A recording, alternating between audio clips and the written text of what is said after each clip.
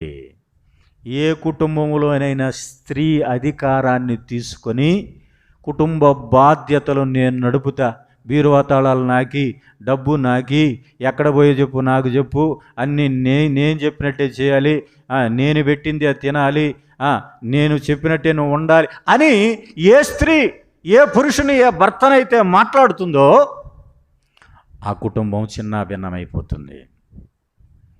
ఒకవేళ మట్టుకు కొంతకాలం బాగుండొచ్చేమో, కొంతకాలము సంతృప్తికరంగా ఉండొచ్చేమో.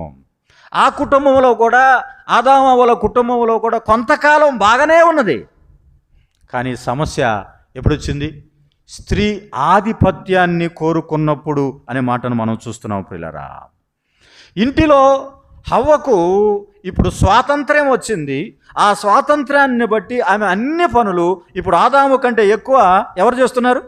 హవ్వ చేస్తూ ఉంది ప్రియులారా.